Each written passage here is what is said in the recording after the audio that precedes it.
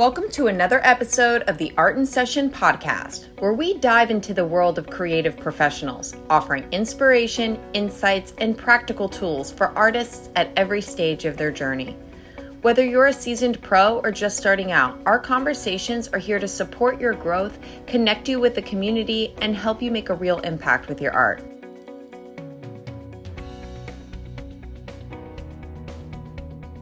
Let's get into it. All right, guys, section 2, content creation. You're going to want to take some notes, but remember these slides will also be available to you and this session will be available for replay. So if you're just listening, that's cool too. All right, we left off last week with strategy development, and this is a great place to start this week as we talk about creating content. Before even creating anything, developing a strategy behind that creation, processing, and distribution is really important. And analytics are where you start when it comes to finding the strategy that's going to work best for you. Every single platform offers what's called analytics. That's data about your content and your following that can be used to make informed decisions. So it's a great way to get to know your audience. Analytics are going to show you their behaviors, which times they're most active. Who are they? It tells you if they're male or female. A lot of information is provided about where they're from, when they're active, what content they're engaging with. And that's going to help you to establish your goals. Once you know who it is that you're talking to, it's going to be a lot easier to come up with a strategy to engage with them. So before even creating any content, going back through those analytics and asking these questions, to be able to formulate a plan is key. Then you want to establish your goals. Like, what is going to be my primary intent of this strategy? And there are a lot of goals with content creation. It could be to grow your following. Maybe you want to reach more people. To bring awareness. Maybe you have a cause or a message that you want to get out there. Get more clients. I know that I personally have used social media for that. Increased art sales. Extending your reach. Fundraising. Social media has been huge for fundraising. To promote an event. Drop new merchandise. And collaboration with brands. There's a lot of other goals that you could have, but these are the primary goals that I tend to focus on when coming up with a strategy, and getting clear about what it is that your intention is really important. So this is what the back end of analytics looks like on Instagram. TikTok's looks a little bit similar as well, and they have even more information, like which sounds your followers are liking. But here you can get a pretty good idea of who is like majority of your followers. And at the bottom, you can see the most active times and also days. So this is how you want to plan when is the best time to post. However, I do encourage posting consistently. But if you're doing like a big drop or something important, I would obviously definitely find the day and the time that is where most people are active, because it's pretty consistent from week to week. And for me personally, between 9 to 12 is usually when most people are active, and you want to post your content like even a little bit before the highest peaks. So then when people are logging on, your content is at the top of the page. So pay attention to which content is performing well. Can you figure out why? What makes it engaging? Why was that content more successful? Was it a certain time that you posted? Is it really the image that's better or the video? What about it? Like, did you get a lot of comments on it? And if so, were people answering a question? Were they commenting on a specific thing? So that helps you create more successful content in the future if you're really figuring out why your content is working. The demographics, it tells you who your audience is, and then you can create products and content for those people. So like how you can see here, 68% of women are the audience. So, creating more, if you're doing apparel or products or stuff like that, you can focus more on the female audience because that's who is looking at your content. So not that you have to exclude anyone, but, it might surprise you sometimes who's actually like the age groups. Like if it's younger kids that are watching your content, then you might want to create products that younger people consume. And don't stress about the analytics. So you want to pay attention to this, but stay really emotionally neutral. And you want to look at it over a longer period of time. So if you're posting, 2, 3 pieces of content and it doesn't seem like it's getting much traction, like really don't worry about it and don't base this information around it. So you want to collect a lot of data first before you really analyze it. So don't stress if it doesn't look exactly how you want to. Like, use these numbers to your advantage, but never use them to make yourself feel bad, because it doesn't say anything about you or your art at all. It's just the data that is showing you how well you are at performing at social media, nothing else. And yeah, you want to plan your drops for the most busy days and hours. And it's good to kind of keep track of this in the notes. I personally like to write it down and then see how it varies from month to month, to make sure that that stays consistent, because it can be really different. And also it can be different from app to app. So I have a lot more international viewers on TikTok, and the posting times can vary greatly from platform to platform too. One thing I want to say about analytics are that the desktop version is often different from the mobile version. So TikTok has more like detailed analytics on the desktop version than on your phone. So when I'm coming up with my strategy, I'm going back to these analytics, I'm looking at Facebook, TikTok, and Instagram on my computer. Right, and over here on the right-hand side, you can see it analyzes each piece of content too. So you can look at how well the reel performed, how many people saved it or shared it. And so that kind of tells you more about each specific piece. I'm just curious, is anybody here already using analytics? Is this something that you're going back and looking at? You can drop in the chat.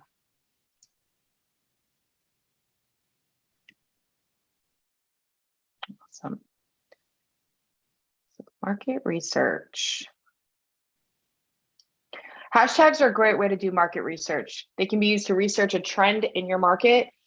You can follow a hashtag on Instagram, and it's a great way to find your competitors. So, for example, I am following pool murals, visionary artists, spirit animals, like all kinds of hashtags that are going to show me things that are relevant to what it is that I'm creating. So then I can find other creators doing the same thing and learn from them. Also, if I can find another artist that's in my niche and I'm going looking at their comments, those could be potential followers for me as well.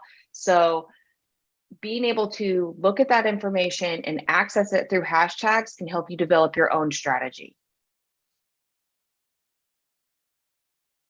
And you could also test your product concepts through social media. So you don't want to invest in products until you know that there are buyers, because a lot of times people will say they're interested in something and then you can't find them once you release something. So that's why I really like print on demand options, because that way you can really test what works and what doesn't work. So you can do polls on your stories and to ask people who's interested, which version they like better. And then you can screenshot the people that said they're interested and they want to buy, and then you can message them individually once you create the product. You can also do pre-sales. That way, again, an item is only available for a certain amount of time. And so people that order it, they know it's going to be a longer shipping time, but that way you're not buying any products until after you've already been paid for it. So you're using that money to purchase your products. And so using hashtags and your polls, you can really get a lot of feedback. And even just in your regular posts, like asking people who's interested in prints, should I create t-shirts? What kind of products would you like to see? You can get a better idea, so you're not like shooting in the dark and you're actually doing stuff and getting feedback every step of the way. Totally. People love like a this or that, right? Do you like A or B? And that's going to stimulate engagement because people are commenting on that post and giving you that feedback. Sometimes with open-ended questions, I find people to be less active, but if you give them choices, then they will tell you which one they like best. So market research is really important, not only for selling your products, but just knowing what kind of content to create because you're getting to know your audience.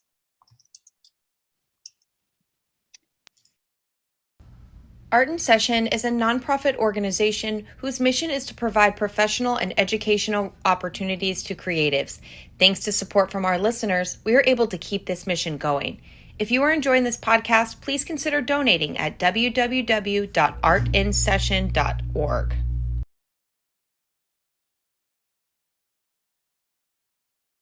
So one of our questions that we have in the chat is, where does one find the analytics on Instagram? And just checking, do you have a difference between the analytics of a private profile versus a creator profile or a business profile? Which do you suggest? They offer a lot more analytics for business profiles on Instagram. It tells you a lot more about your audience. I personally have a business profile on Instagram for that reason. And it can be accessed in the top right-hand corner where your settings are. Those 3 lines, you click that. And if you have a business profile, it's the 5th one down. It's called Insights. Yeah, I'm not sure if the regular profile has the analytics, so you have to sign up as creator or business profile. Yeah, you do. It'll tell you like how many people liked it and stuff, but it's not going to give you the detailed information about who those people are. One thing really quick about analytics that we didn't mention here, and I would go ahead and jot down, for those of you that are tracking the activity on your website, Google Analytics offers a code that can be implemented on your website to provide a lot more information about consumer behavior, how long they stayed on your website, which pages they access the most, when they left your website. So if those of you that are really active on your site are wanting to be more engaged there and be able to make informed decisions about what's working and what's not, Google Analytics is really helpful. Yes, absolutely. Facebook has a tool like that too. So this is just some quick tips about growing your following.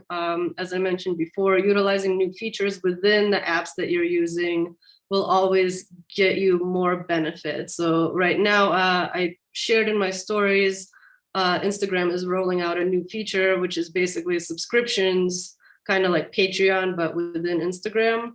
I haven't really done much research on it, but we'll touch on it next week. But basically just jumping on the new features within the apps that you're already using will always get you the most views. You want to optimize your hashtags. We're going to go more into detail what makes a good hashtag, but you want to try to choose hashtags that are as narrow or as niche as possible. The less volume of posts the hashtag has, the more likely you'll be seen by the people who follow them. So you don't want to do hashtags with 10 million posts, but you also don't want to do hashtags with just 10 posts. And Reels, I'm going to stress a short form video absolutely the most in this session, because in my opinion, right now, the way that social media is working, like short form video and Reels is where it's at. That is the 90% of the content that I make, and everything else is just a cherry on top. So every single app is now paying to make Reels, and they are showing your posts organically to completely new people, and that has never existed on any platform before. Like, it was a lot harder to get viewers through like hashtags and other things. Like, organic reach like this has never been possible, and it's a way to make a little bit of extra cash too. Totally. And if you think about some platforms are actually paying a lot of money. Yeah, that's what was just gonna say, that the fact that they're willing to pay people, it's to be able to compete with TikTok. TikTok blew up. Short form videos proved to be highly effective and somewhat addictive. And now every other platform wants to implement that. And also, so they're paying you to do it. So that's definitely the focus for successful content. So growing your following, building relationships, be responsive to comments and messages, follow and reach out to people that you want to work with, and tag brands when you use their product. This may seem like an obvious thing, but no one likes that one friend that just talks too much and never listens, right? Or like doesn't engage and ask you how you're doing. So being that good friend on social media is key to growing and sustaining your following.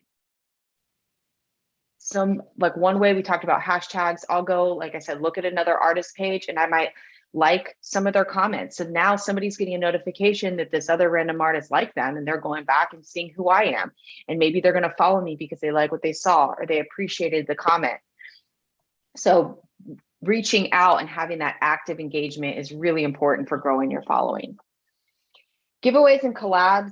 I love a giveaway. So does everyone, and that's a way for people to there's sometimes a barrier to entry where they have to tag their friends to be able to have the chance to win. It's a good way to grow your following if people don't already know about you. The thing about giveaways, and we'll talk about this a little more next week, is that the prize has to be good, good enough that I want to follow you potentially, or stop what I'm doing to make that comment. So cross promoting with other artists and other creators in your niche, really important. We talked about the Instagram lives in the last week and how you can go live at the same time, and then all of that other person's followers are notified about you as well, and that tag shows up on both ends. So trying to plan a few collaborations a month, maybe at least once a month, being like, I'm going to do a live with someone and we're going to discuss a subject, or just reaching out to other creators to be able to work together in some way, even if it's them just sharing your stuff. Allies and affiliates, kind of along the same lines, having people that you can count on to help you and that you're willing to help them whenever you're trying to drop a new product or have a new release, it really helps to fall back on to get the momentum going. So being willing to do that for others is a great way to get them to do that for you. Mutual marketing groups can help with initial engagement and collaborate with influencers via affiliate program. So what that means is, like, if I'm selling something and I'm willing to offer somebody 10% of my sales, for example, if they sell it for me, just like you would like a sales rep in a gallery, or, you can do that with other people online. So there are a bunch of ways to create affiliate links. The shortest answer is Bitly. It's a great place that creates like a unique link that you can see how much traffic was generated from there. Your website may have the option to create affiliate links on the back end, so you can give them a unique link that belongs to them, and it's going to track all of the data that comes in from that link. So looking more into how you can establish an affiliate program or encourage other people to sell your stuff for you is awesome.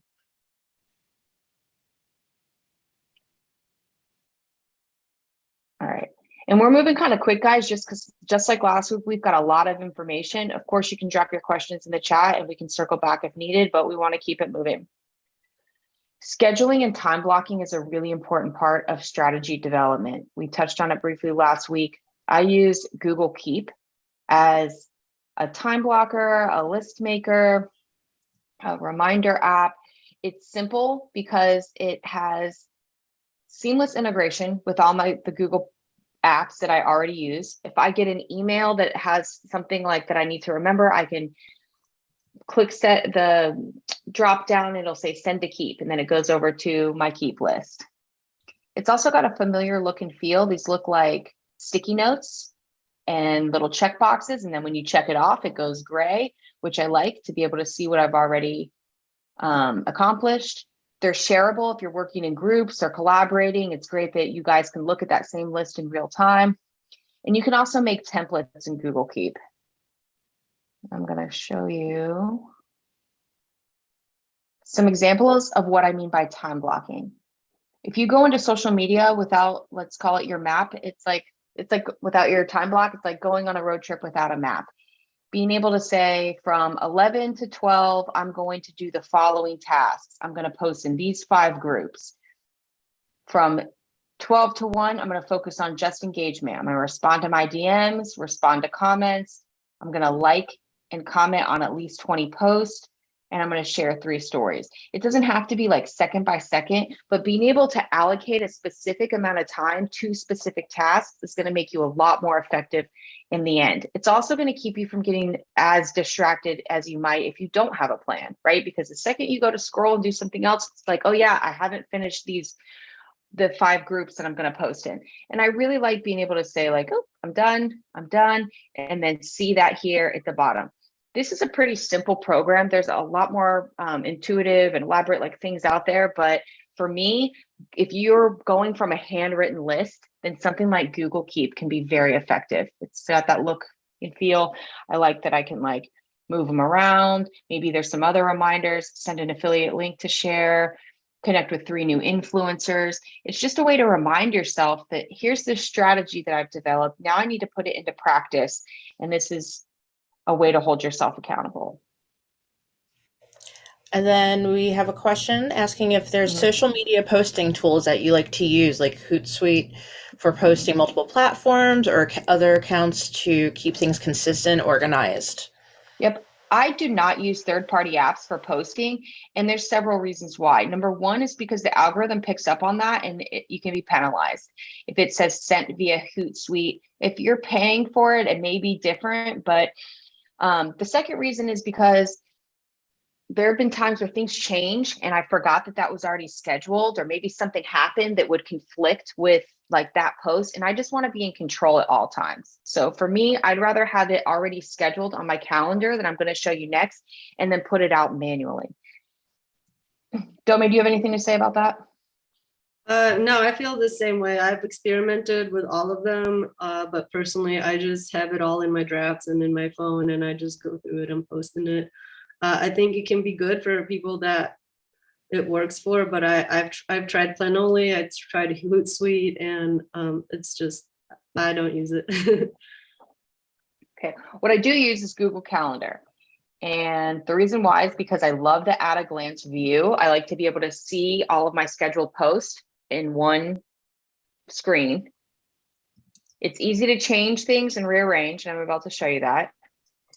It's easy to share and store content. So like the system that, whatever system you're putting in place, the end goal is to be able to have somebody else potentially help you with social media down the line. So using a platform like Google that integrates with everything almost everybody has and is simple for you to give sharing permissions and take those away if needed is really, it's a good move. So for example, got some things lined up here. Let's say that the Canvas print giveaway, that's got to move. I can just pick it up and move it. You can keep your tasks or descriptions here, your hashtags here, everything in this description box is where I put the actual post. And then you can attach photos.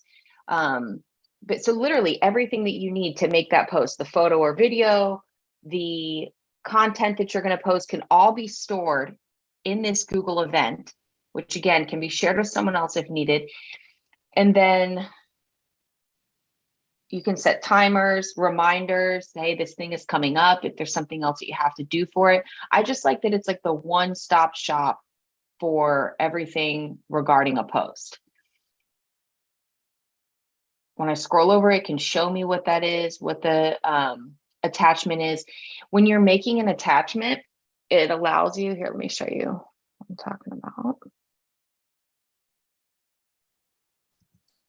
So I can upload content.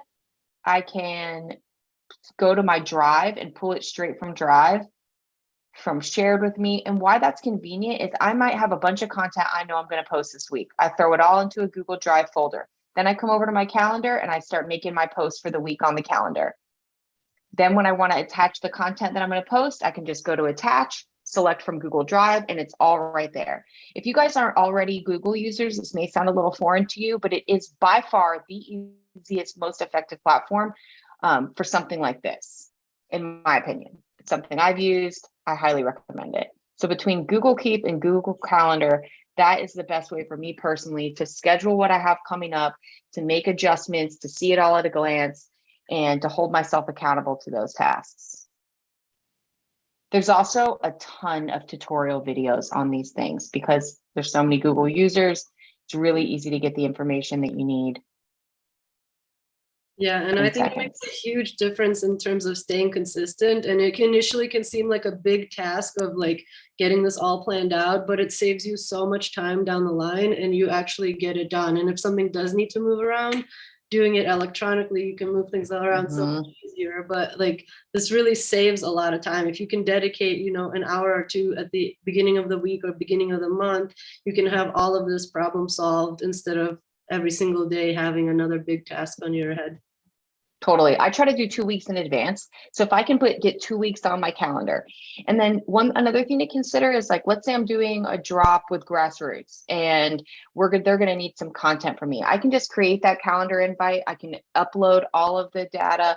I can include all of the attachments, and then I just invite their email address. I don't have to send them 5 emails with attachments and wonder if it's going to get lost. I can see when I make updates to these calendar events, it updates all the information in real time and everybody has access to that at the same time. So it's not multiple email threads of something changing and like an ongoing conversation. It just happens all right there in the app. So if you can get 2 weeks ahead of it and try something like this that you may already be utilizing in your personal life for your business, it can make a big difference. Yeah, I also try to plan it out 2 weeks in advance, but you can do a month. You can even do 2 months if you know you're going to be busy or not in your studio or something. You can have it all planned out. I don't think it makes the only thing, one of the reasons why I didn't like to use the scheduling apps, because I feel like sometimes they would post something that was really like tone deaf or insensitive, or we're like, who's having the best day ever? And we've just had announced some like global tragedy, you know? So that's why I personally don't like to schedule it and kind of be like on top of it. But the further you do it in advance, the better, as long as you're still inspired, and you just got to find your own rhythm. But either 1 week or 2 weeks or a month in advance, it all works.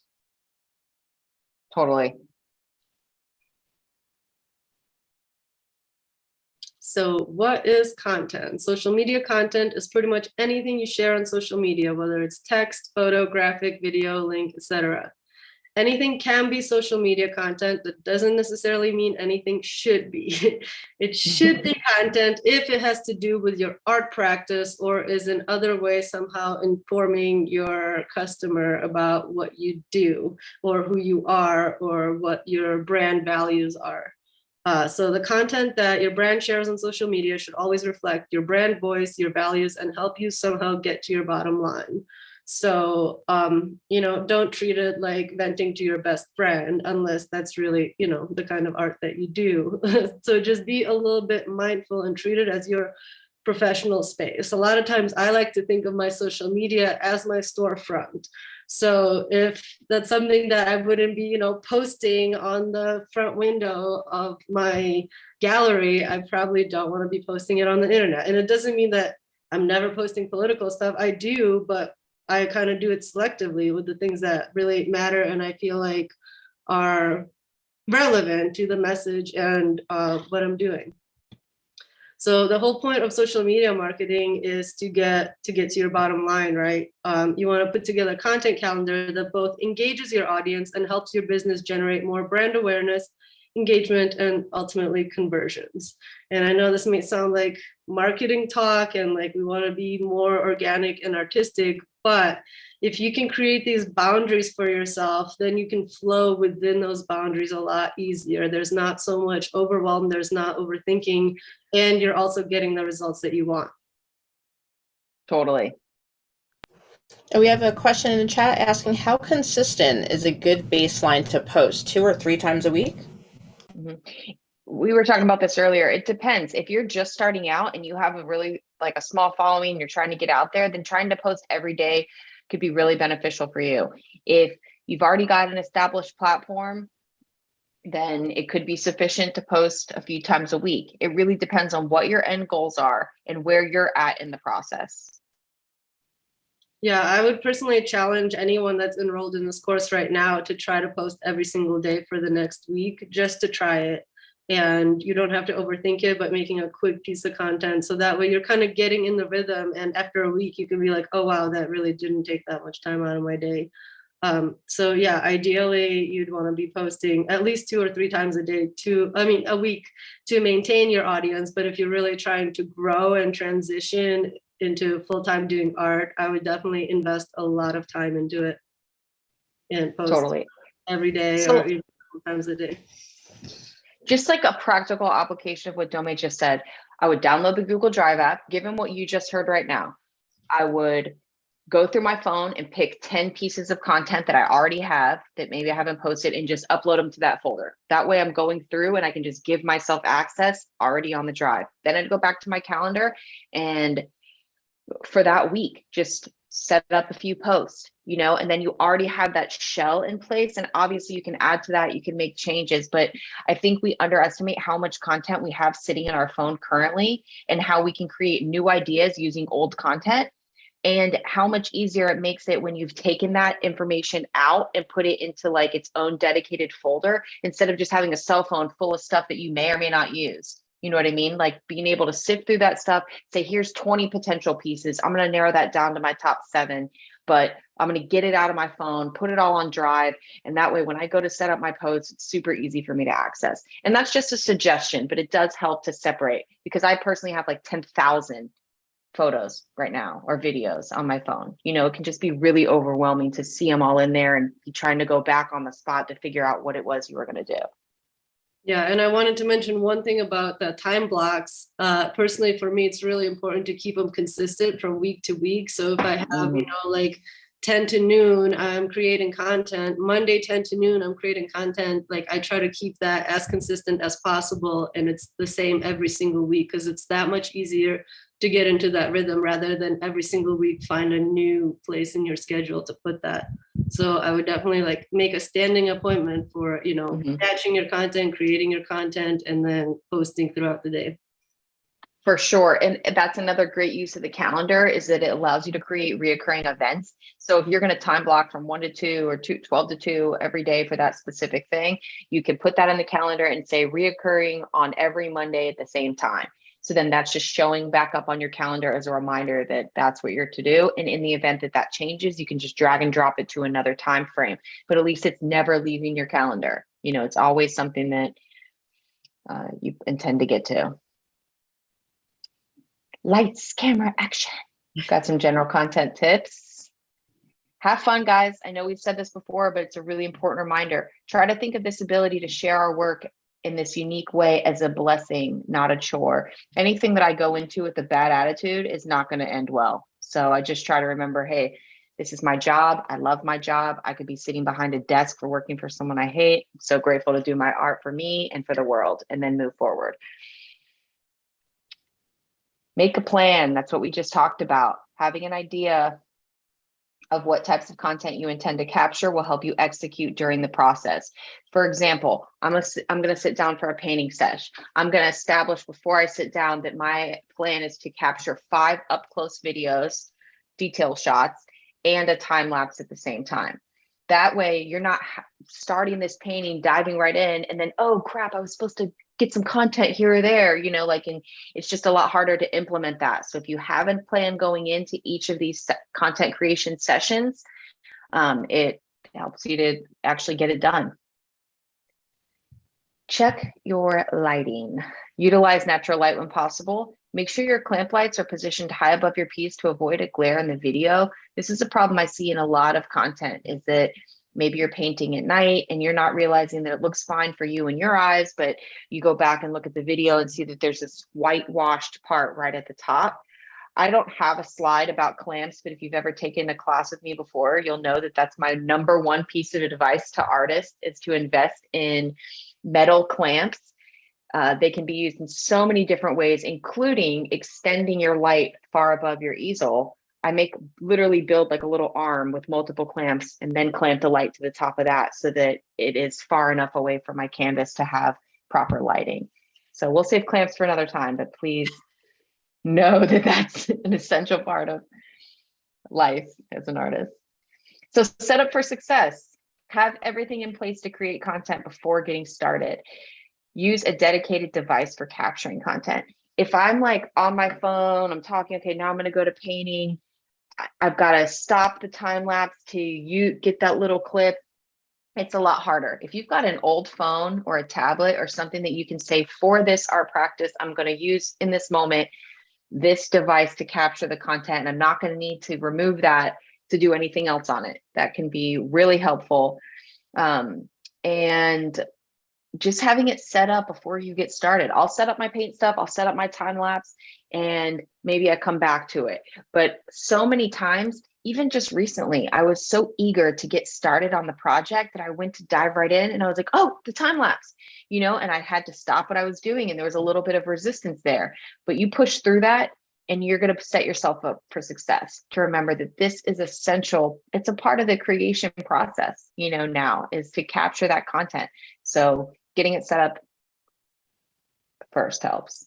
Use a phone or tablet holder. This seems obvious, but I even personally do not have one for my latest project, and found myself having my tablet like posted up on the ladder with things trying to secure it. And then I needed to move it. And it was just such a pain. If you've got a phone or tablet holder, it helps ensure you can capture a variety of different angles and make changes to your setup easily. Those can be ordered on Amazon.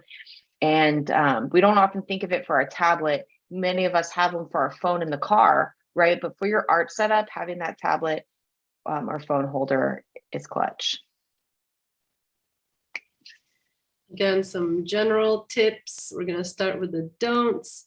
Don't try to sell in every single post. I already mentioned that before, but again, you're building a relationship. You don't want to come off as really pushy.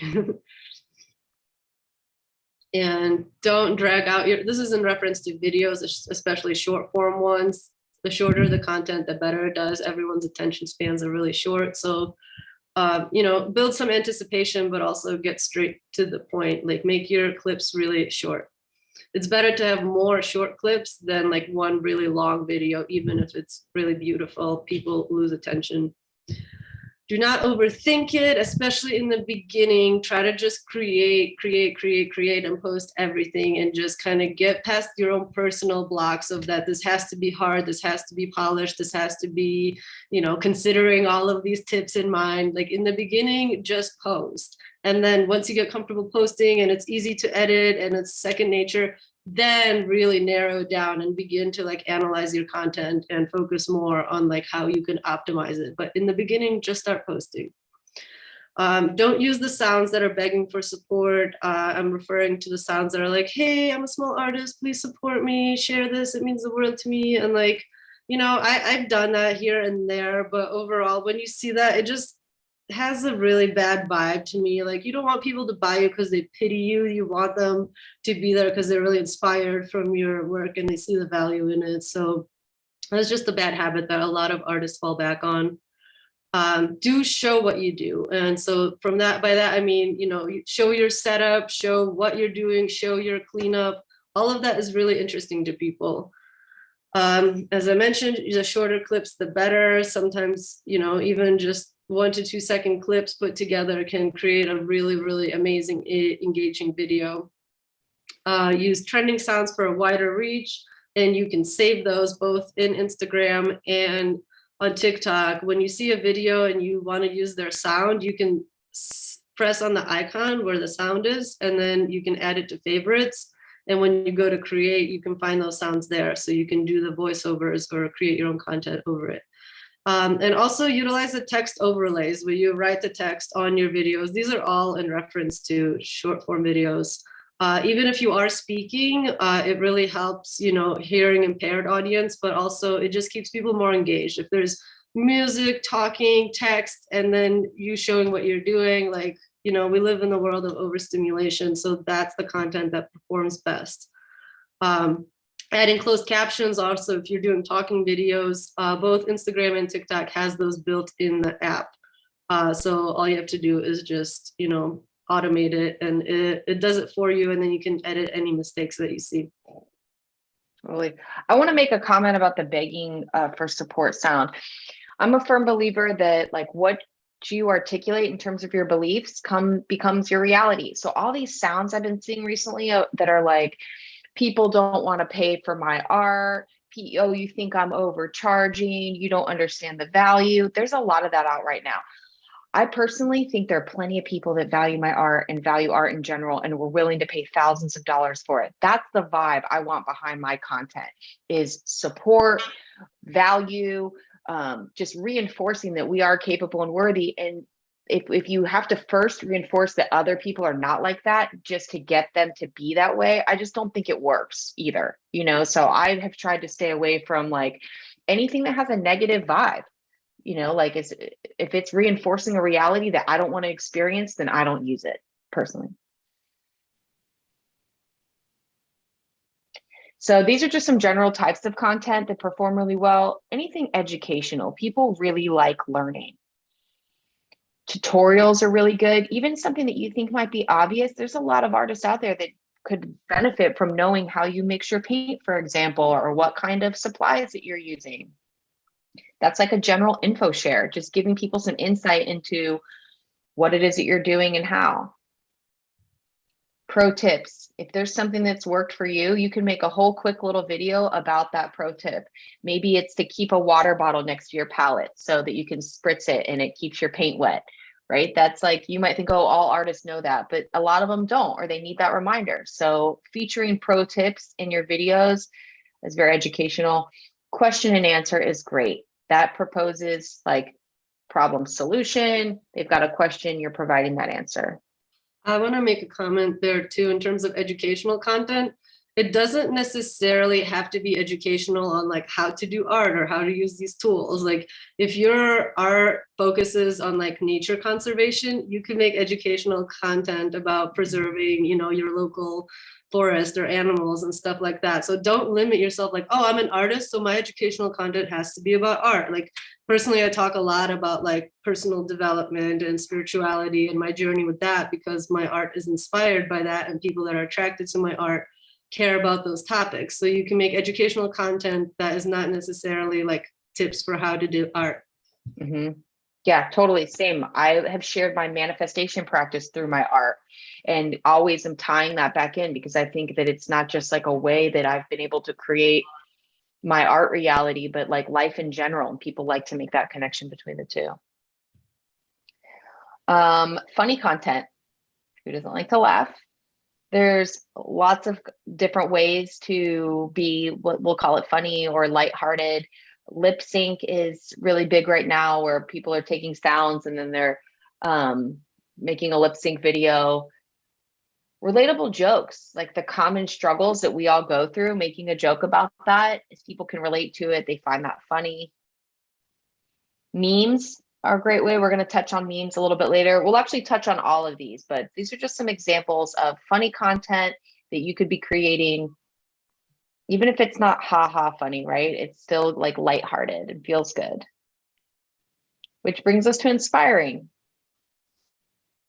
Testimonials. Anytime you can share your story about something as it relates to your life, your art, people can be uplifted in some way. That performs well. Encouraging other people in their practice. You know, just kind of reminding people that we're all human going through this and they can get through it too. Milestones. If you have some personal accomplishments, you've reached your goals, share that. People want to see that happening. Overcoming struggles or success stories, kind of the same thing. Like making yourself vulnerable, I think is inspiring to other people, especially when you've come out on the other side and you've got a story to tell. Yeah, I don't recommend sharing struggles while you're in the struggle, unless you're really ready for a very wide variety of responses.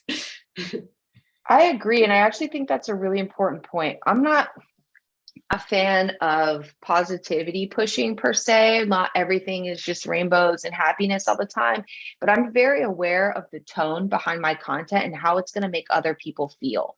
And there's ways to like reach out for support without dumping on your social media followers, you know, and that goes back to keeping things personal and professional as well, because like things could change for you in sometimes hours, you know, and if you just in the moment let all of that out on social media, it like can create a vibe amongst your followers that could bring somebody else down. So I just try to be mindful of the tone and allow myself to process fully before bringing it to social media, if that makes sense. It's not that the conversation can't be had, but I don't want to come to it when it's supercharged in a negative way. Batching your content. This is huge, guys. Be prepared to capture as much as you can throughout the process, before, during, and after. So that goes back to what we talked about before. Having a plan of what you intend to capture the best you can. If you get an idea in the middle of it, cool, add to it. But at least having a basic, I'm going to do X, Y, and Z during this creative session and collect this much content. Having that stuff set up in advance, that also helps you to be prepared in all stages. Scheduling a time for processing content that's different from when you're capturing it is key. So schedule time for processing content and converting it into several different types of posts.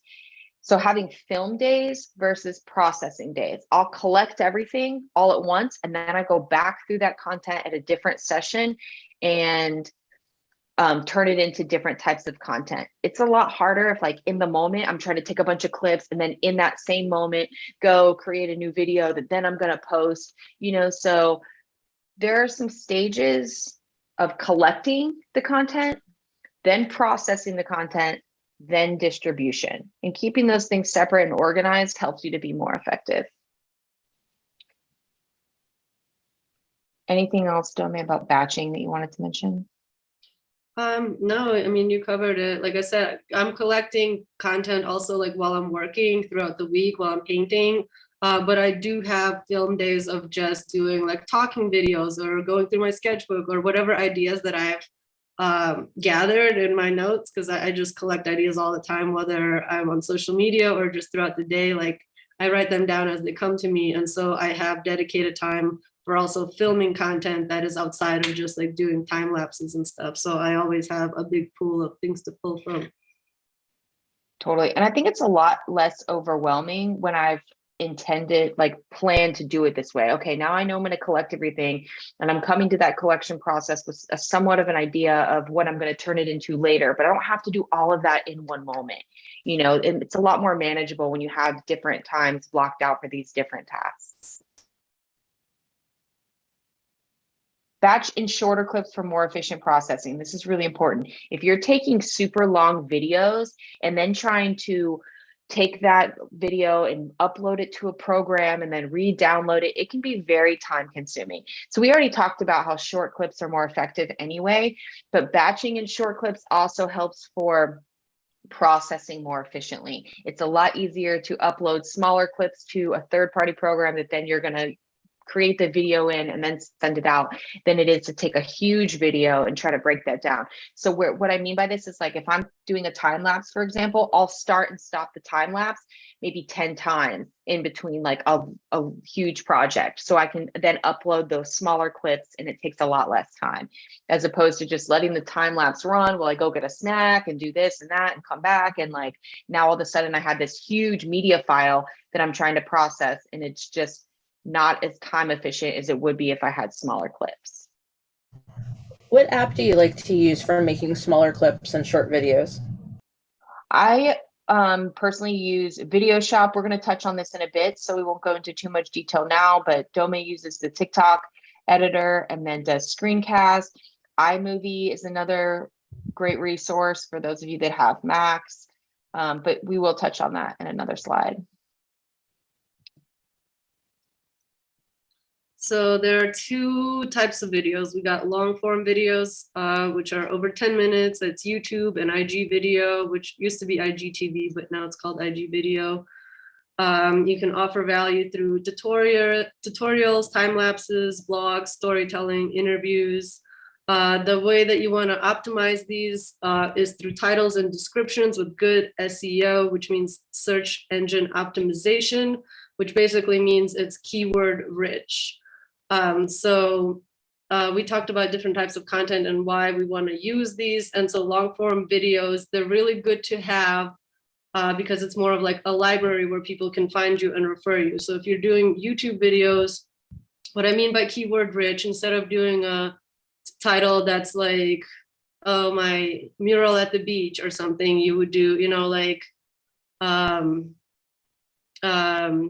seascape mural by the beach by this artist, done with spray paint, like including as many keywords as people might be searching, so you have better options of being found. So these are, the videos live longer, so they're not going to come up randomly on people's main page. But if you spend time on your descriptions and your titles, you can get viewers 5 years later after you posted a video. You can still get clients through those videos. So, and that's a way to build relationships too, because that, people get to know you through longer videos. If they find you on the reels and they're like, oh, who is this person? Then you can link them to your YouTube or your IG video, and they can learn more about you because they're already interested and you pique their interest, So that's really the purpose of that. And then short form videos are your reels.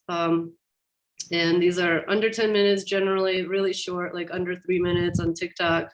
They can be very short, just like 7 to 15 seconds. And you can even like, sometimes you can put a still image or almost a still image with some text and post that as a video, and it also works just as well. So they don't all have to be, you know, well produced and well thought out. Just as long as it's relevant to what you're doing, you can make content within a minute. So the way to offer value there is like making it entertaining, informative, inspiring. These are more likely to go viral. This is where you're getting new viewers, and we'll go more into detail about short form videos in the next slide. I just wanted to mention really quick, as far as the titles and descriptions, YouTube is the second largest search engine. So like she was saying, the more detailed your descriptions are, the more likely it is it's going to show up in search results when people are utilizing something like YouTube as a search engine. Yeah, that's why it's really good for putting like tutorials or educational videos there, because people are constantly searching for answers there. And if you can land on the first page, you can, you know, get a lot of views for commonly searched things. So for making successful reels, you want to have a hook. You want to start with something interesting that wants people to watch the rest of the video. So whether it's, you know, a sneak peek or like, oh, look at how I transformed this, or you won't believe what just happened to me. You know, whether it's saying or showing something interesting that piques an interest, so people want to watch it all the way through. Don't reveal the whole piece till the end. Short, interesting, moving images. So like I was saying, you know, just doing, you know, 3-4 second clips put together is so much better than doing like 1 20-second clip. Like people really like to see different angles, even if you're showing the same thing, like you painting in the studio, showing where you are, showing what you're using, what you're doing. So just doing very different angles of the exact same thing will create more interesting videos. Here's some of the hook examples for the videos you can use to grab people's attention. Start with a fascinating fact, what if, something surprising, share a problem and offer a solution, open with a joke, ask a question, hint at a story. I have some links here for people that are at all not used to using Reels or TikToks. It just kind of gives you very basic tutorials of how to put the clips together. And there's far more advanced videos too, how to do like really cool transitions. But for the sake of this course, we just really want to give you the fundamentals. So you don't want to, you know, overwhelm yourself and feel like you have to learn how to produce movies now. So when you're watching Reels and TikToks, I already mentioned that you can save the sound to the favorites. And then when you're ready to create, a lot of times, yeah, I'll go through my list of ideas and then I'll go through my favorite sounds. And that's how I, you know, fill out my film days. We go back for just a second. So here we have the video editing apps. Splice is a really good one. Video Shop. I've used iMovie. That's pretty basic, but you can totally edit like your YouTube videos on iMovie too and upload it directly from your phone. So you don't need to have a camera. You don't need to have a computer. Everything can be done on a smartphone. And I did a quick sample template just to like give people a general idea of like what could be a short piece of content of you working in the studio. And then another one, the most simplest, underutilized, I guess it's getting more utilized, but people don't realize the power of just like revealing your painting. If you're standing there holding it for 7 or 8 seconds and then turn it around for like the last 2 or 3 seconds when the beat drops, those videos perform really well. It literally takes 1 minute to film and post, and they perform really, really well. And if you want to make it different, you can have like a sheet over it and reveal it dramatically, or think of something more creative of like more creative ways to just show your painting, but really it takes very little effort, and those videos perform really well because it keeps people interested and it builds anticipation. They want to see it. And then when you show it, you only want to show it for a couple of seconds, because if people have to rewatch it the second time, then the algorithm boosts you a lot. So if you get annoyed, you have to pause at the end to actually see the image. It really helps out the creators.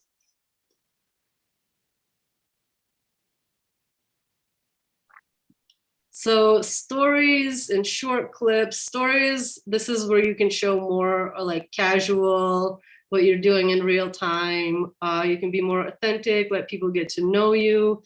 But even still, you know, you want to be considerate. Like personally, if I followed someone for their art, but now they're posting pictures of like their vacation or their friend's wedding, like I'm likely to if I see that repeatedly, I'll probably unfollow the person because I want to see their art. But at the same time, there's other artists who I do want to see their lifestyle, I want to see their home renovations because it's all tied into their aesthetic and what they do as an artist. So be mindful, but that is kind of the place to be more casual and in real time. Stories help build trust and familiarity. You're nurturing the audience. So that's kind of the second step of people that you have already captured through your reels. Now you're kind of building a relationship there. And as I mentioned earlier, in IG stories, you can really utilize the polls to do market research for your products, and the same with the Q&A sticker. And I always screenshot what people are interested, even if I'm not reaching out to them, just to have as my own collecting data of oh, this is how many people saw it. This is how many people said they're definitely not interested in the one thing that I wanted to make. So it can be really helpful. So we have a question for, does it make sense to use Reels to drive people to a longer story of talking about a piece of art, the process, etc.? Or like a 7-second teaser to a longer version of the video? Yeah, personally, I think that's a really good idea. That's the way that you can cross promote your platforms. So if you're, just showing a process and maybe a little bit of a sneak peek, and then go if you're posting this on TikTok, you go to my Instagram profile to see the finished piece and having that on your feed, or vice versa. If you're doing a reel and you're just giving out some tips or talking about a story or something, you can be oh, and if you want to hear the full story and learn more about this, go to my YouTube video. So this way you're driving traffic from one platform to another, and you are securing that audience long term, because if Instagram goes down or you get locked out or something like that, you still have a lot of your audience on all the other platforms.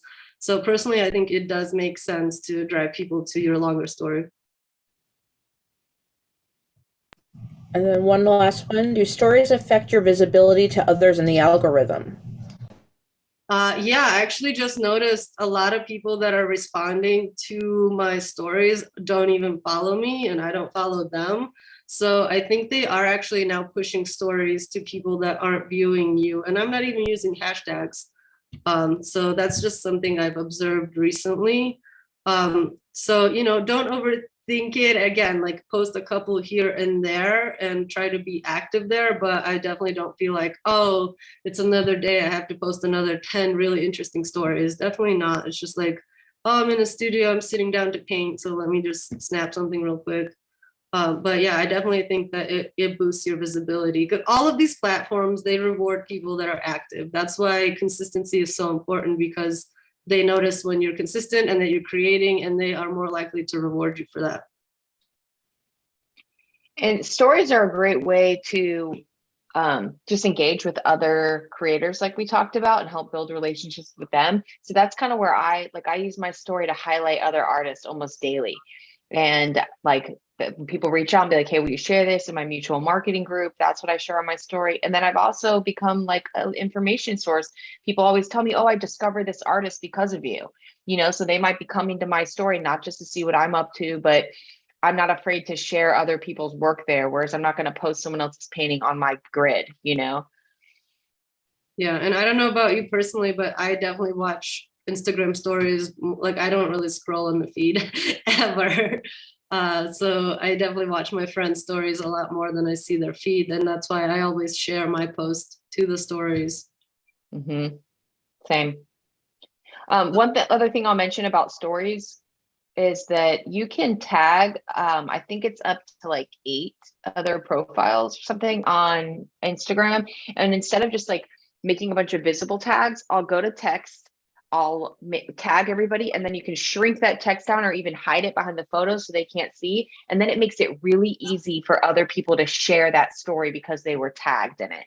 So I know I'm more likely to share a story that somebody already tagged me in because it's easy for me to do so. So when you're wanting to get other people to do that for you as well, make it easy for them by tagging them in the story, and then it'll show up in their notifications and they can easily just say share to my story instead of having to go to your page, go to your post, share it that way, tagging your friends. I try not to be too annoying with that. I don't tag the same people all the time because I know I don't like that when it happens to me.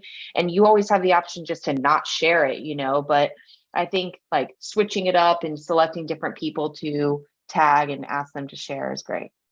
And yeah, another thing is tagging brands that you're using. So whatever the paint company, the brush company, or even like Blix Art Supplies, especially in the stories, since this is more casual and it's not their curated feed, they're a lot more likely to reshare it. And since everybody following them are into art, that's a really, really good way to reach more people. And, you know, also if the brand notices you when you're consistently making like beautiful content, they might even reach out and do a collaboration and pay for you to make content for them. So definitely you optimize that. All right, still images.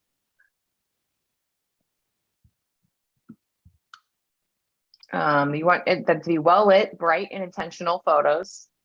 You've got Facebook, Instagram, Pinterest, etc., where these photos are still accepted. Although short-term or short-length videos are more effective right now, and I've personally just experienced this by posting a still image today. I was like, wow, there was not nearly as much engagement. I really like that it switched it up on my feed and also kind of set me up for a video that I'm going to post tomorrow. So it's not saying never do it just because they're not always going to get as much reach. If you are going to do it, having good photos that are well lit and well done is important. I like to use the carousel option with images because it gives people more to look at. Sometimes it's not always obvious that people can swipe right, so I generally include that in the description, like swipe right to see the process of this painting. And I might have the initial photo be the completed painting, but then have all the progress shots after that. So it keeps them on your post longer. It gives them more information about whatever it is that you're talking about, and it's a lot more interactive. Watermarks on your still images are really important. I know a lot of artists are against this. I had someone tell me once that they feel like a watermark is like when a DJ makes a song and they like say their name every 10 minutes in the middle of it. But you don't have to be obnoxious with your watermarks. I personally make mine very faint, but readable. If somebody wanted to zoom in, they could find it. And it's been the best decision I've ever made. Having had several photos go viral on multiple different platforms, I'm so grateful that those people were able to find me. And it's like, I think of it as doing people a favor. It's so annoying when somebody like wants to reshare something and they want to give the artist credit, but they don't know who that person is, because it's already been shared so many times that it's now not linked back to you anymore. So I always watermark my photos of my work. If it's a photo of me or something that, isn't as relevant, or even if it's just like, I don't always like watermark photos of me holding something, but if it's a close up of a painting where there's nothing else about the painting that can be attributed back to me personally, then I use a watermark. I use PhotoGrid to make my watermarks. It's a quick photo app. And we're going to talk about watermarks a little bit more, mainly removing them, but definitely want to add them for still images. Yeah, if I'm editing the photos on the computer, I'll use whatever, like Photoshop or even Canva you can use to put a logo on it if you have a logo. Or even for the sake of simplicity, you can just type it out on your photo editing app, like even on your phone. You can just put on your handle and type it out. Or if you want something more fancy, you can, do kind of a see-through logo on all your images. And personally, I put down my name on all my video content as well. Since people are paying for video content, there's a lot of people that are just stealing other people's content and reposting it other platforms. So personally, if I'm gonna put in all that work, I might as well at least have people know where to find me. Definitely. And on the watermark note, I also use my handle, although like a logo could be good too. For me, I'd rather just put where they can find me, at Ania Amador. And I use my Instagram because that's like the easiest one for most people to know, like that's where they are. So I also, I try to put it somewhere towards the middle of the photo, because if it's like a picture of my painting and I've got the watermark in the bottom right-hand corner, for example, somebody could just crop that out. So it's a lot less likely that somebody's going to steal your image or try to take your name off of it if it's in a place that's like, I don't put it directly across the whole painting, right? I don't want to take away from the visual experience, but I'll find like a tactful way to kind of hide it somewhere that can't be easily cropped out.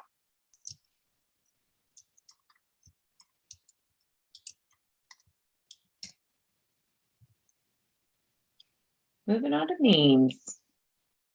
Memes. So I think a lot of people know what a meme is, but it's just an image, a story, or a joke that is passed between internet users using email or social media, blogs, and other websites. So memes can be both video and visual, but for the sake of this example, it doesn't even mean like you have to draw out your own meme. Like if you're doing a painting, chances are someone's going to use it for their own meme sooner or later. So you might as well, create your own memes, whether with a joke or inspirational quote or something like that, and make your username really clear and your website really clear. So that way people have more of an incentive to share it because they might resonate with the image and the words more than just the image by itself.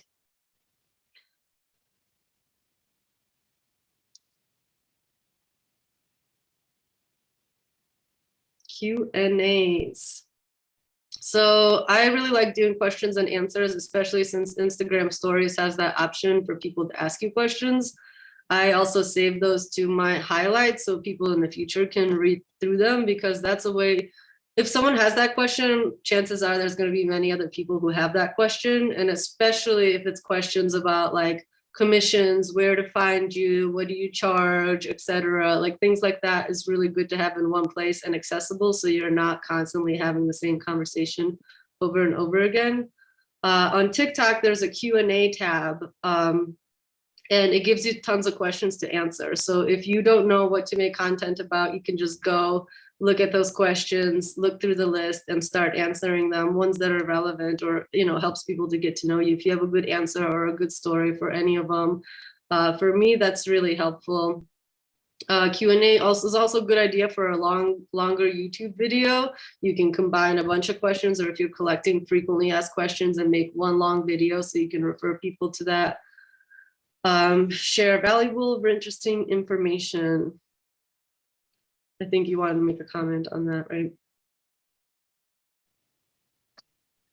No, I think you pretty much covered it. I think like people just want to learn from you too. And what you might think might not be valuable to somebody else could be. So definitely taking advantage of this opportunity to like answer specific questions in content form.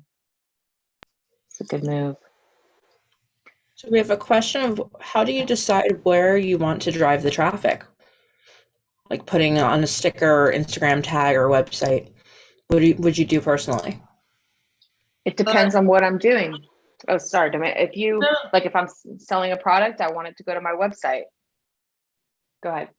I think if you're talking about memes or images, that's kind of standard to have a G handle, or ideally you would have the same handle on every platform, so you can just put down your handle.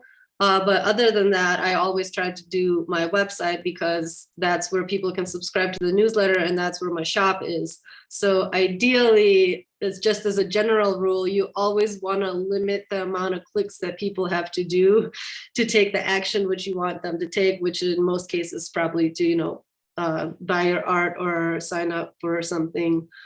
So anytime that you can eliminate extra clicks, like if they have to go to Instagram to find your website, and from your website they have to click several other tabs to find your shop, like every single click that they have to do, you're losing people. So anytime that you can minimize the amount of clicking that they do is the better. Exactly.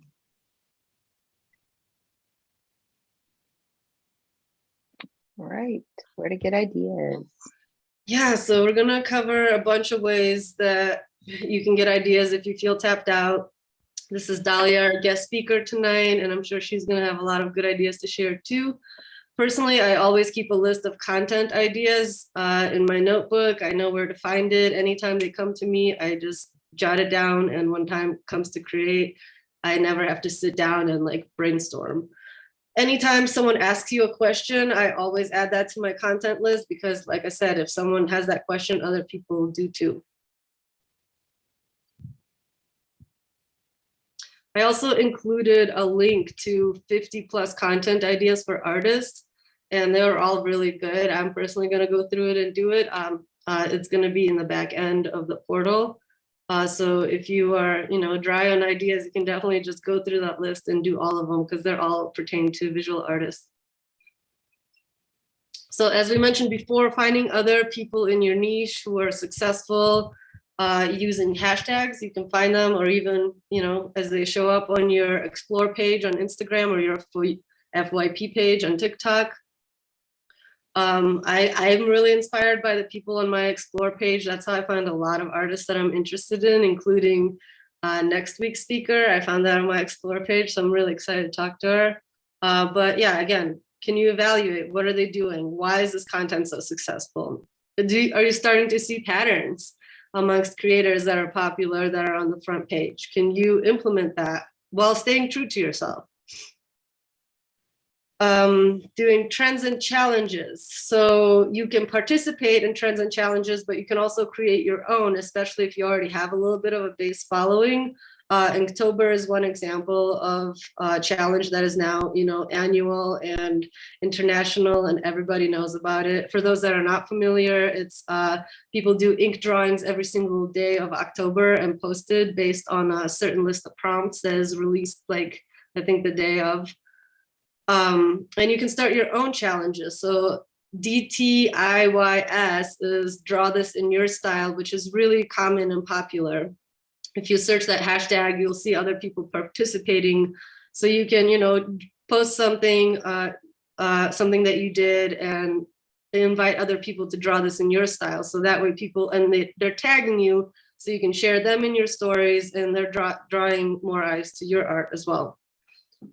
Doing different series, this helps to not have to constantly think of new ideas. So what I mean by series is content with a continued theme. So maybe you're answering a really complex question that has a lot of nuance. You can, do 10 videos about it, or maybe a series solving a certain problem, or trying different mediums, or my story of becoming an artist. You can't fit that into 1 minute video, so you can do, a whole series of those. And recreating what worked. So if you go and look at your most popular content that was really successful, you can recreate that with new art. That's worked for me really well. Kind of just having a framework for how you're showing stuff. Commenting on current events, and by that I don't mean necessarily political. It could be pop culture things, or things in your niche, in the industry, in the art world, what's going on. Just commenting your opinion, your impression. Maybe you just discovered someone new and exciting, or have a commentary about something. People really respond well and engage with things that are currently common topic. Performance art. This is something that I want to dip more into, but really just finding your online content to be an extension of your creative practice. So how can you add another layer and make it more interesting? Like, how can you find a way to present your art in a way that is really unique? And it's not just like, hey, look at my painting, but maybe you can, like, create a story for it or act it out. And this is all coming, I was trying to find this user, I don't know their artist handle, but I saw this TikTok that left a huge impression on me. And this person, they had all these like masks that they created. They're in their backyard, and they're basically like throwing up paint on this canvas and smearing it. And then, at the end, they like went and finished it in their studio, and it's like a nice polished painting. But in the beginning of it, they had a performance art of how that piece was born. And so therefore everyone wants to buy it because like that was the coolest thing they've ever seen. So just kind of, adding another interesting layer of performance art to the art that you're already making.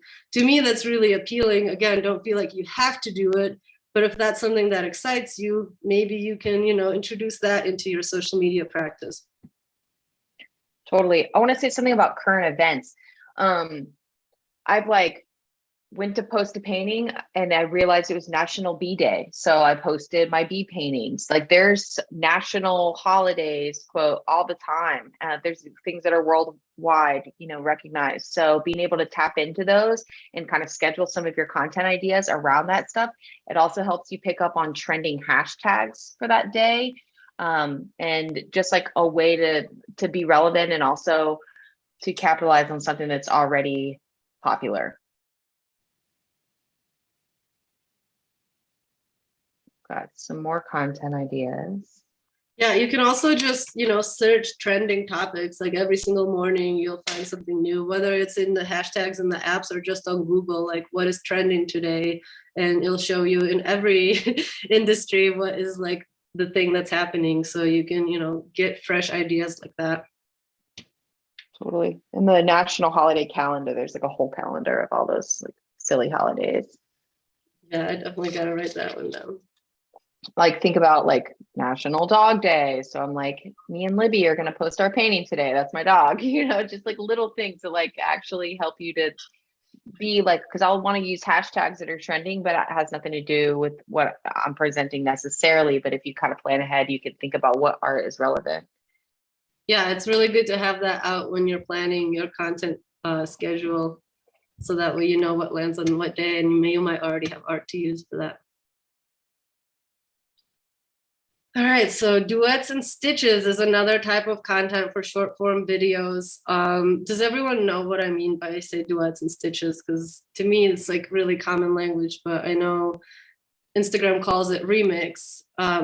So duets and stitches. Duets is basically when you have a split screen, kind of like watching someone's video chat, but you can kind of like create reactions. So if you see a short form video, I know TikTok has this, and I know that TikTok has the stitches, which they're called, Instagram has remixes, which are like stitches. I'm not entirely sure if they have duets, but on TikTok, you have duets where you can either react to something that someone is doing, like if you're seeing impressive artwork, or if someone's giving information that you can add on to, you can be like, yeah, this is what they're saying, but also this. So you can add text or even speak over it. A lot of people are using this, musicians are using this. Well, they'll do like a guitar riff and they'll be like, oh, add vocals to this. So someone will duet this and another person from across the world can add vocals to it. And then another person can duet that video and they can add the drums to it. So people can literally collaborate from across the world. And like this works really well for musicians,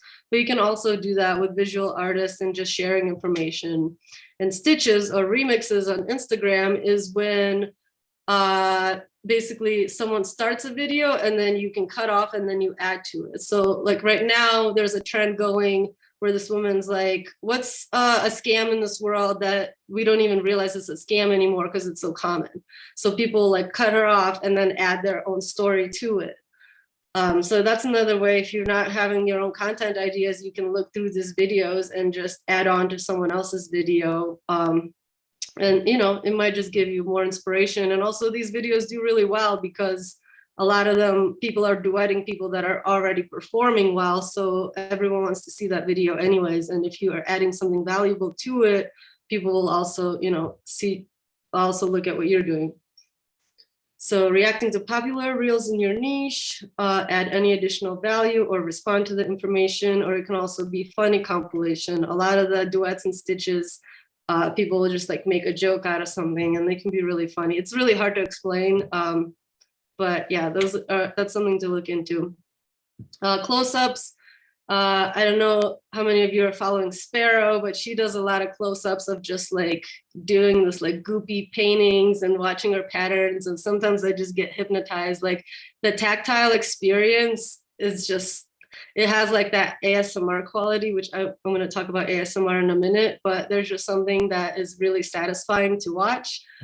So just doing like really short clips with a trending sound of just like that tactile experience that you're having while you're painting or sculpting or whatever, those content pieces can be really popular.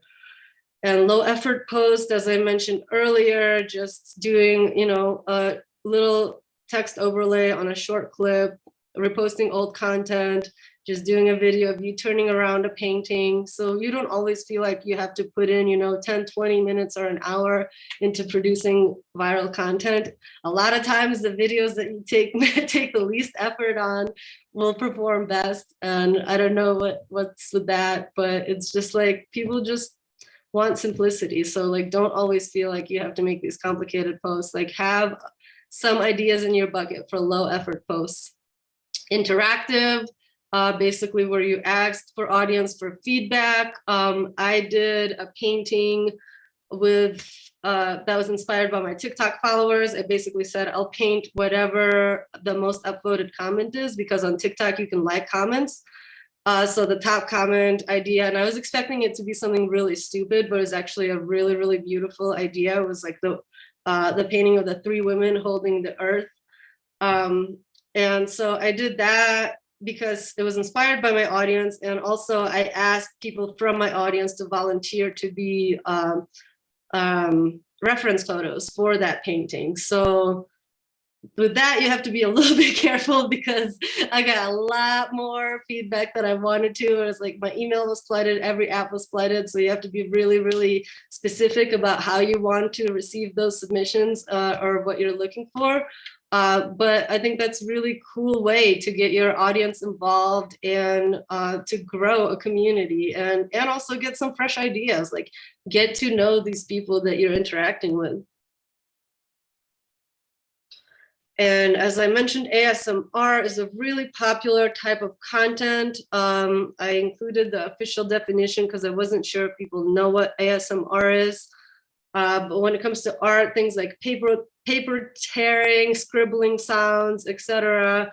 I don't know if you want to click that TikTok video, we can watch it. It's really, really short, but this woman has an amazing aesthetic and she does ASMR videos on her TikTok, and they're so satisfying to watch. So when it has that ASMR element of kind of tickles your brain, I don't know what it is, it just has this like really cool effect. That's another way that you can, have that be your template for how you make your art TikToks. Totally. I'm actually just going to include it. I'm not sure that the sound will go through. Yeah, The no Zoom. problem. I don't have that select, but this will be in the notes. Anything that we said that we would link to, it's all on the back end already. So after this session, you guys can go back and check these things out. Art in Session is a nonprofit organization whose mission is to provide professional and educational opportunities to creatives. Thanks to support from our listeners, we are able to keep this mission going. If you are enjoying this podcast, please consider donating at www.artinsession.org.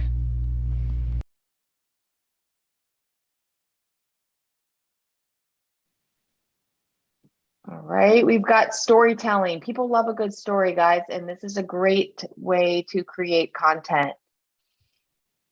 Create content that tells a story about you, your intentions, or your process.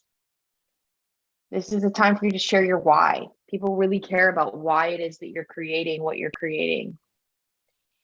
It's a way to give them insight into your journey, how you got to where you are. Stories should have a beginning, middle, and an end. I want to be able to feel satisfied at the end of that story. And even if you're like, stay tuned for part 2, I at least know that there's more to the story, and that could be the end for that one section. But just having a good intro, body, and conclusion. Sharing unique experiences is a great way to storytell. Problem solving, we touched on that earlier. What does it mean to you? Sometimes people look at your art, they have their own interpretations, but they still want to know what it meant to you when you created it, or again, why you created it. What do you stand for or against? This is your time to share your beliefs. That's your story that you're sharing through your art, or that testimony. It's also a great time to tell somebody else's story. Maybe your voice is for the animals in nature, or for someone in history that's been underrepresented, and you're utilizing your art to tell that story. People are really interested in just storytelling in general through content. Okay, we're going to get into product or project releases. This is pretty important stuff here. Whenever you're going to have, we'll call, for the sake of, it could be a product or a product, we'll call it a drop. You want to make an announcement and let people know it's coming. And you have to remember, with all of this, or putting up the content, not everybody sees what it is that you're posting. So if you don't tell them that it's coming, then they don't know to expect it, and they might miss it in their newsfeed. But if people have a date and time to look forward to, then they're more likely to follow up with you to see what that actually was. So I like to do teasers, like big news coming. I see that a lot from other artists too, like, hey, something really awesome happened. I can't wait to tell you about it, but you have to stay tuned. New merch is in, details dropping this week. So I just kind of let people know, like, something's coming up and you want to like be ready for it. You can do a teaser after the announcement, like closer to the date. Maybe that includes like a close-up or detail shot. As Domé mentioned before, you don't want to show the whole painting. What would be the point of coming back to see it if they've seen, you showed it all at once? So this is where you're just showing like a little clip. You can make a trailer if it's for a video or maybe an event that you're recapping. Just some kind of quick preview to say, here's what along the lines like that you can expect. Then you have your actual launch. You want to create an official launch post. This is for any type of promotion, giveaway, auction,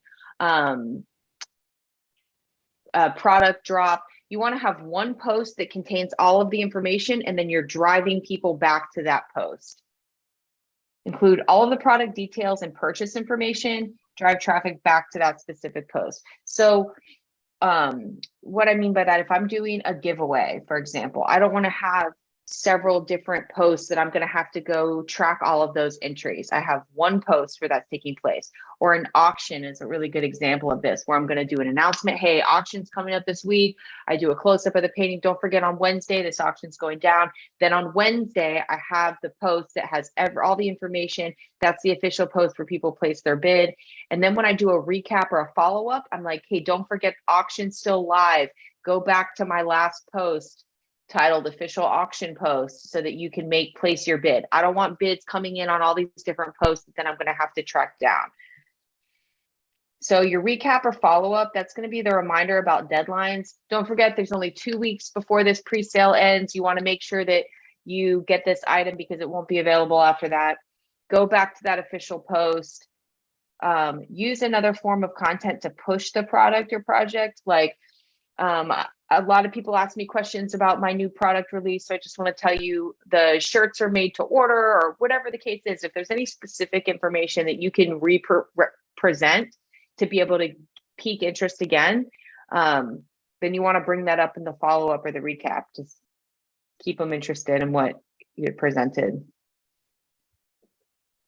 If I shared a picture of the painting, maybe next time I'm going to share a video as a reminder. Same thing if it's a product. I posted the product in the official post, but now I've got some of my followers receive their order. They're sending me pictures wearing their clothes. I'm reposting that to say, don't forget, these are still available in my shop. Thank you to everybody who's already participated. The recap follow-up is a really good time to thank those people that have already supported you and invite new people to continue to do so. So you've got your announcement, teaser, launch, and recap. Couple things to remember. Although you may feel like you're posting a lot, there are always new people to reach. That's how you get people to know about it, is because you keep telling them. Think about promoters. They will relentlessly tell you about their event that's coming up, and that's how you remember it. So just when you think you're being annoying about it, post about it again. Yeah, And that's something for me. I think people need to hear about something for at least 10 times before they actually pull the trigger. Totally. Be prepared on the back end with links, intake forms, and time for customer service. And this is key because sometimes we underestimate what the feedback will be from any one of these product or project releases, and then we're not ready for it. So if I get a new sample in, I don't go showing people, oh, check out these new fans that I just ordered. Can't wait to release them, because then I have all these people asking me hey, can I buy that fan? Where's the link to the fan? Where can I buy that? So I want to be prepared. If I'm going to put something new out, I want to be able to send people directly to where they can purchase it. So before I release anything, I make sure that my links are set up. Same thing, if I know that I've got a really special project that I'm going to put out and I could potentially get a lot of interest for future mural jobs, for example, I've got that contact form on my website ready to go so that I can send all of the incoming leads directly to that one place to be organized and funneled for later. I know a lot of times I want to jump the gun on these things and just get it out there, but then I haven't been prepared on the back end when I'm getting all kinds of questions, and also that time for customer service. I want to be able to respond to these comments. So you can't just go around releasing photos of popular things, not expecting or without expecting to need to follow up in those different places. So it's got to be time for that. And that's where being organized comes in. Keep a log of where you are posting to ensure you follow up with all of the comments. Knowing where and when you post each day and each stage is key. So what I mean is, like, I'm releasing this new mural, and I just had, like, I posted it in 2 places today. I'm an artist and like a local group. So I know those 2 posts are active. So when I get off this call, I'm going to have to go back to those posts and respond to all those comments. What I didn't do is post a super popular photo in a bunch of different places and then forget where it is that I posted, because you can't rely on your notifications bar to, like, tell you what you've done and like what's going on, if that makes sense. Like, having a list and say, I posted this in X, Y, and Z. Now I know the next day I need to go back to X, Y, and Z and follow up with that. Helps me to stay on task, especially when it's something that's getting a lot of traction. And then also, I'll forget where I posted if I don't do that. I'm like, did I already post in that weird art group? Like, now I have to go back to the art group, search my name, see if I made a post in there. This is really relevant when you're actively pushing something in a lot of different places. You want to keep a log of where it's been. Also, reaching out for mutual marketing efforts in advance can be key for stuff like this. If I, like, hit up Domé last minute, I'm like, hey, I'm about to drop this thing, can you share it? And she's like, well, I'm actually about to share a big project myself. I really don't have time to do that. You know, but if I had asked her 2 weeks in advance, she could have made time in her social media schedule for mutual marketing. So I want to ask people in advance when I know something's coming up and I'm going to need somebody's help. I might say, hey, next week I'm putting out a really big project. I would love it if you could share it. I'll send you a reminder when the time comes, but I just wanted you to know that that's coming up, and that I'm going to need your help with it. So again, keep those posts coming. You want to be prepared on the back end, and you want to be organized about where and when you're sharing your content so that you can manage it after it's out there. I think that especially pertains to Facebook groups, right? Yeah, but I'm definitely referring to Facebook groups, as there's so many different places that you can post. There's so many different Reddit. groups. Yeah, Reddit as well is another big place for me personally. Anytime you're posting in specialized groups.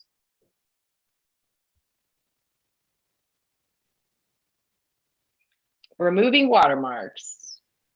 Yeah, so there's 3 main ways to remove watermarks, because when you make a short form video on Instagram or TikTok, if you use the save option, it will always have that app's watermark on it.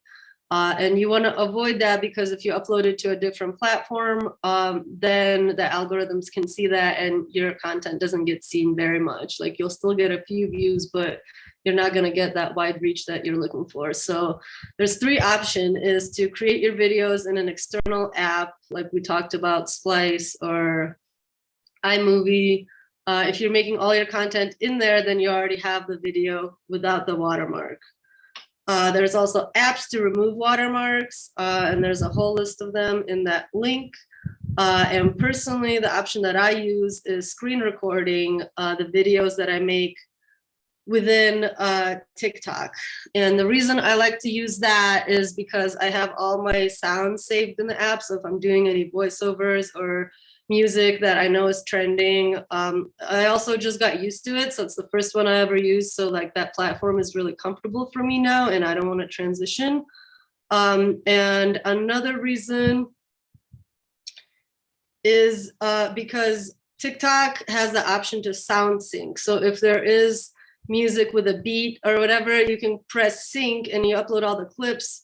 It will cut all the clips directly to already sync with the music.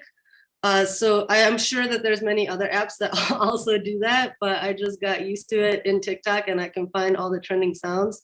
So that's why I use the screen record option. And I also included a link for how to do that if you're not sure. I recently learned about this like 6 months ago or something, and it's been life-changing for me in a lot of ways. Totally. I personally use the video shop option where I'm creating my content in a third-party app, and I'll often save it without music. And that way, actually I save it with music using royalty-free music from like Bandcamp or something. I'll try to find a song that I know is going to work with it. And I don't mind purchasing music and supporting other artists. And then that way I know it's not going to get flagged on any platform. And I have that like neutral form that I'm, can share anywhere. But then I also will take that same video, upload it to TikTok, use a different song there. I'll try a different song on Instagram. So I've got a variety of different versions of that content that's out there, but I have that main source that I created in Video Shop that I know that I can share anywhere and not have to remove the watermarks.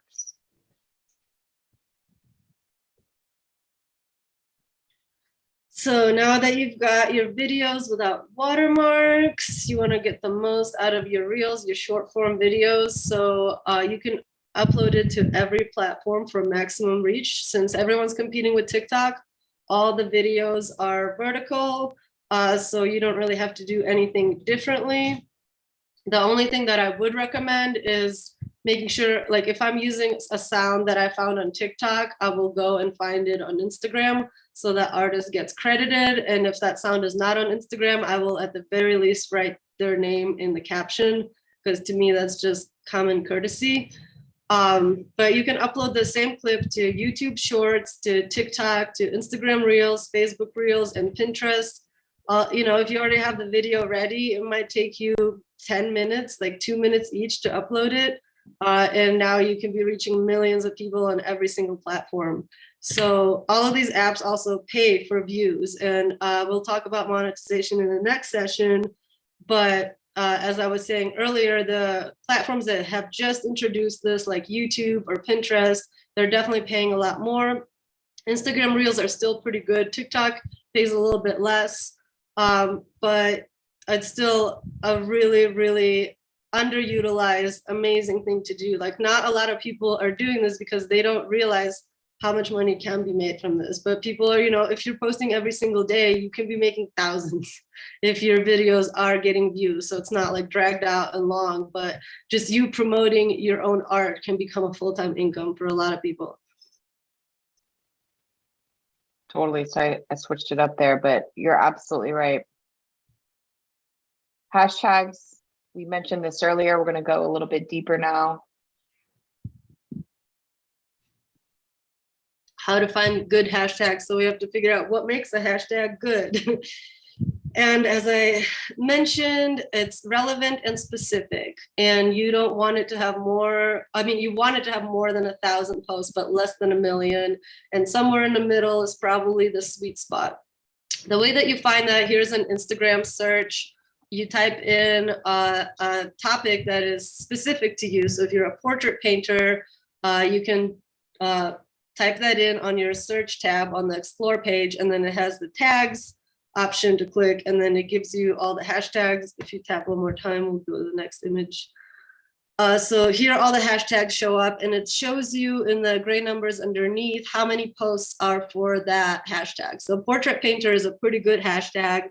Portrait painters is even better because it has a lot, significantly less posts, but someone is just as likely to search it, but you are much more likely to show up between 15,000 people rather than 208,000 people.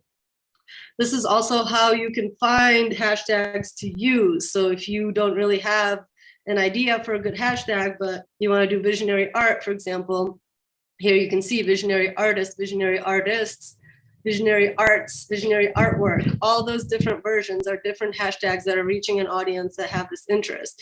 And you can see based on the number, like visionary art is 1.3 million posts. So that is probably not a really good hashtag because you're going to get drowned out and not see it. But visionary artist has far less posts and it still has the same audience. So it's a much better hashtag to use. It's the same for all platforms. We've had advice using the biggest hashtags within your niche for TikTok specifically. Yeah, generally speaking, the same advice pertains. I usually do my hashtag research on Instagram, but TikTok will also tell you how many posts are underneath that tag. So yeah, you can definitely find good hashtags for that. The difference is I use a lot less hashtags for TikTok, and I use them a little bit differently because On TikTok, the hashtags are informing the algorithm what you're showing. So you really want to keep those very relevant to your audience. So if I am showing a painting of an ocean, I probably wouldn't include a hashtag ocean because it's too broad, but like ocean painting or even like beach house decor or something like that. So that way algorithm knows who to show it to. So I guess it's a similar concept, but I tend to be a bit more broad with my Instagram hashtags because you can use up to 30 on every single post. But on TikTok, I try to keep it a little bit more narrow because the algorithm is learning who your audience is. So you don't want to jump around on every single post with like a bunch of different hashtags. Does that make sense? And a reminder that you can go back to your analytics and it'll tell you how many people found you through hashtags.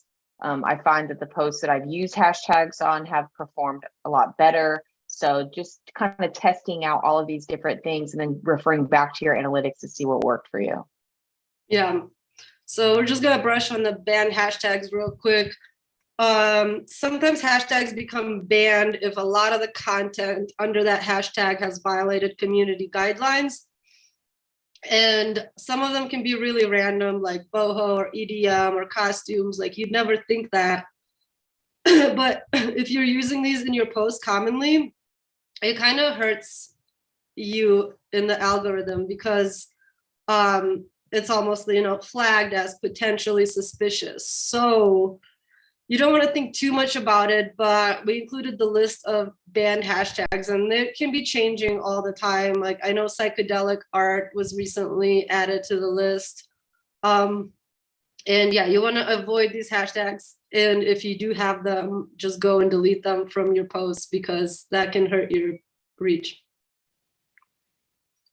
And the way to find out if a hashtag is banned without the list, if you search it, it won't show up or it'll tell you this hashtag is suspended or whatever. So you can, search to double check.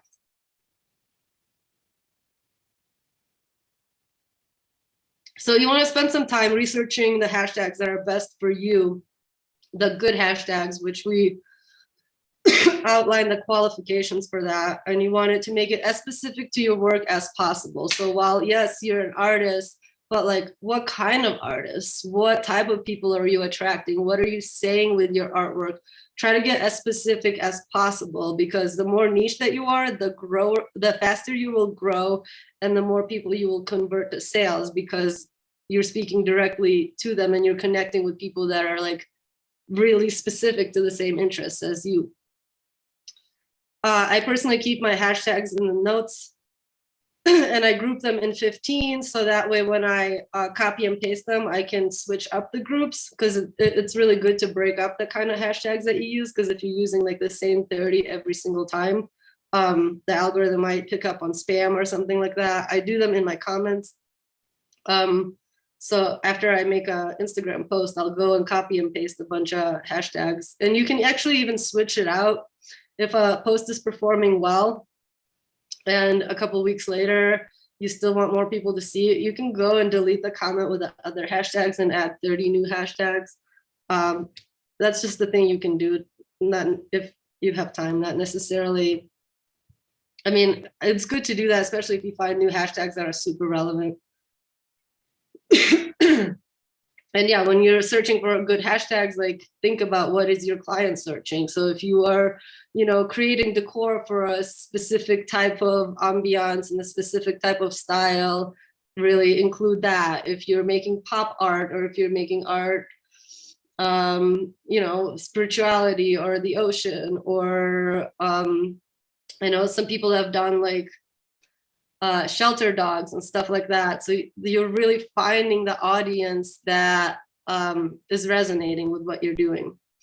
And it doesn't mean that it can't change. Like you can definitely change that over time. So it's not like, oh, I'm a portrait artist forever. Like you can definitely evolve with your art, but especially when you're trying to grow in the beginning and if you're trying to get jobs, that is something to really think about and narrow it down as much as possible. And don't use irrelevant hashtags like FYP. This is something that everyone was doing on TikTok to show up on the main page, but it shows up on the main page as it is, and you're just wasting and also confusing the algorithm, because you're telling the algorithm, oh, everyone will like this post, so they'll show it to everyone, and then no one responds. So you want to like use the hashtags so they show up to the people that want to see it, and that'll benefit you. So don't use super broad, irrelevant hashtags that have nothing to do with your art just because they're popular. Totally. So guys, we're going to move through the last few slides. And then we'll take a break, and then we've got our interview coming up. So just giving everybody the heads up on time, we will have a bathroom break shortly, but we do have a few more things that we wanted to cover before the session's over. And these will just kind of move through quickly, starting with captions. So captions are text you add under the image in videos, tweets. We talked a little bit about it before, but you want to avoid things like for sale, available, shop, link in your bio. They get your post hidden. It's going to show up. That's why creators often use coded language like obtainable or special characters like sale. Domé, did you want to comment on this here? Yeah, so personally, like even that, like to me, can look a little tacky, and I also feel like the algorithm will eventually figure out how to not use those special characters. So that's why I'll occasionally say available or link in bio or go to my shop. But that's why I try to minimize the sales posts, and I also try to hype them up leading up to it. So ideally, you would just be showing what you do and people are already asking about it, and then you can direct them there. But if you are doing a drop, you can either, space out the characters or try to find a creative way of saying that, like, who wants this in their bedroom, or something like just saying that this is available and you can buy this without literally saying that. So that's another creative task for you.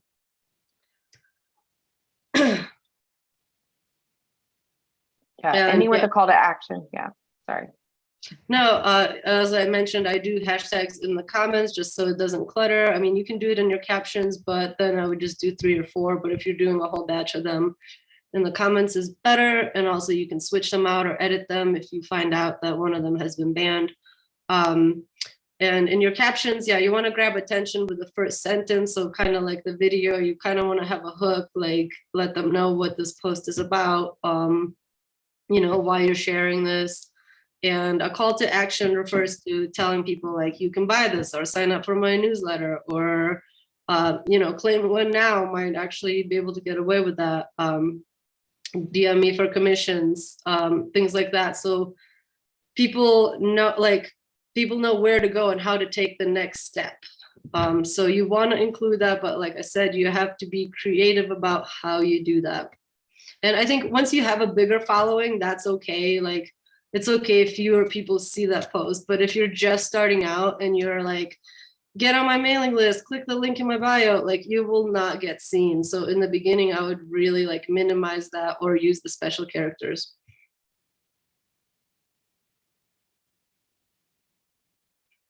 If you find writing captions really challenging, simply think of 3 points about the picture or subject and you literally have a post. Like think of covering what, why, where, and how. So just explaining what is in this image and why it is and where it is and how you can obtain it, or how someone might use it, or how someone might, do something with it. Like that in itself can create a really good post. So just referring to that. Consider the tone of the copy. Does it reflect your personality? You don't have to pretend to be someone that you're not. Just pretend like you're writing to a friend. So, people want real people. So you don't have to appear like a very diplomatic, polished person. Like you could just be yourself. Find an authentic voice. You have to get your feelings across with the words you use and how you construct your sentences. Keep it simple and you will achieve momentum. So just practice your storytelling skills. Think of your whole art practice and your art career as a story that you're telling. And every single day you're just adding new sentences and grain of sand to bigger story. So we still have live streams to cover. I think we're going to push that to next week and go ahead and just go over some of the actionable steps, and then we'll take a break and get into our interview. But we got through a lot today, guys. This was really dense, and we appreciate everybody sticking with us. If there's anything that we moved too quickly on, you can hit us back, of course, in the chat. We will pick up next week with what we missed here about live streams. Got some actionable steps that we can take after today's session. We talked about developing your strategy. Consider the scheduling platforms such as Google, the Google Keep app, also really good, and Calendar. Review your analytics.